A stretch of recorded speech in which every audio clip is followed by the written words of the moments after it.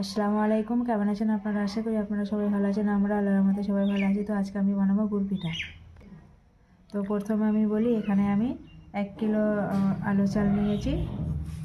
এই আলু চাল আমি আধ ঘন্টা ভিজিয়ে রেখেছিলাম, মানে পরিষ্কার করে ধুয়ে নিয়ে আধ ঘন্টা ভিজিয়ে রেখেছিলাম। তারপরে এটাকে আমি পানি ঝরিয়ে নিয়েছি। এবার এটাকে আমি মিক্সারে গুঁড়িয়ে নেব। দেখুন বন্ধুরা, আমি এই মিক্সারে আলু চাল নিয়ে নিয়েছি। এবার এটাকে আমি গুঁড়ি করে নেব।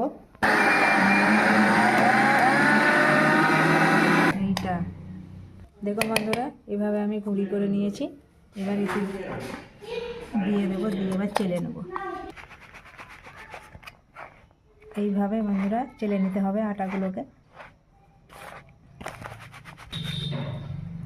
দেখুন বন্ধুরা, এইভাবে আমি আটাগুলোকে চেলে নিয়েছি। দেখুন বন্ধুরা, আবারও আমি এতে আলু চাল নিয়ে নিয়েছি।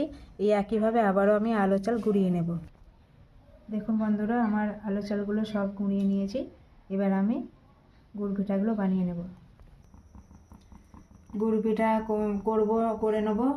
তারপরে আমি এখানে প্রথমে একটা হাঁড়ি নিয়েছি। এই হাঁড়িতেই আমি গুড় পিঠাটা বানাবো। আর এখানে আমি প্রথমে কুসুম কুসুম গরম পানি করে নেব।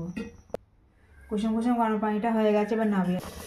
এতে 1 কিলো চালের গুঁড়ি আছে আমার এখানে। আর তাতে আমি দিয়ে দেবো 750 মতো গুড় দিয়ে দেবো।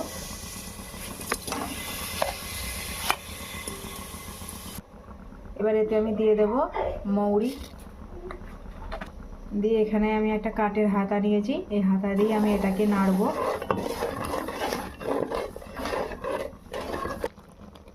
দেখুন বন্ধুরা, এইভাবে যখনই ফুটবে, আপনারা যখনই এই গুড়টা মানে গলে যাবে, এইভাবে দেখে নেবেন, হাতে এইভাবে দিয়ে এইভাবে যেন চিটচিটে ভাব আসে, তখনই এটা কিন্তু নামিয়ে নেবেন। আমার কিন্তু এটা পাক হয়ে গেছে।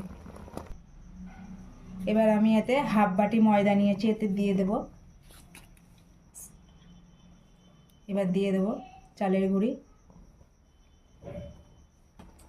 দেখুন বন্ধুরা, এইভাবে নাড়তে হবে।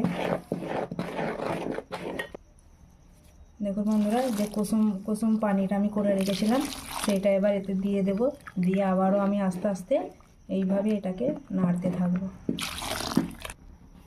দেখুন বন্ধুরা, আমার এটা পুরো এই যে ঘনত্বটা এই যে এরকম করতে হবে।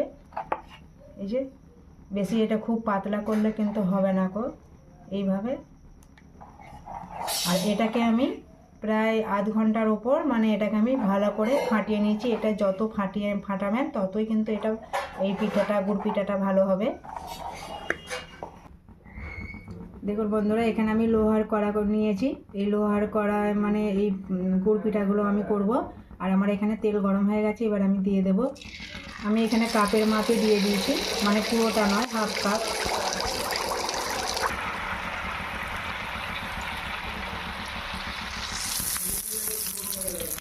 দেখুন বন্ধুরা, কত সুন্দর ফুলে উঠেছে। আমার এক পিঠটা হয়ে গেছে, এবার আমি এটাকে উল্টে দেবো। আমার পিঠাটা হয়ে গেছে, এবার আমি এটাকে তুলে নেব।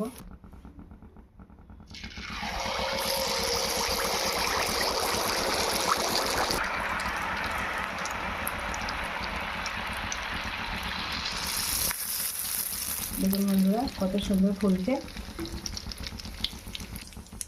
এবার আমি এটাকে উল্টে দেব। আমার পিঠা হয়ে গেছে, এবার তুলে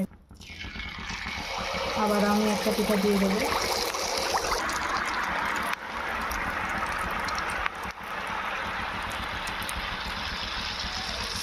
দেখুন বন্ধুরা, কত সুন্দর ফুলছে।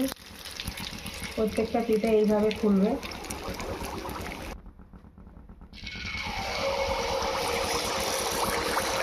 এইভাবে আমি সব পিঠাগুলো করে নেব। দেখুন বন্ধুরা, আমি সব গুড় পিঠা ভেজে নিয়েছি, কত সুন্দর হয়েছে। দেখুন, আপনাদেরকে একটা ভেঙে দেখাই। এই দেখুন বন্ধুরা, এই দেখুন কত সুন্দর হয়েছে। ভিতরটা দেখুন কাঁচা নেই, পুরো একদম ভালোভাবে খুব সুন্দর ভাজা হয়েছে আমার। এই দেখুন।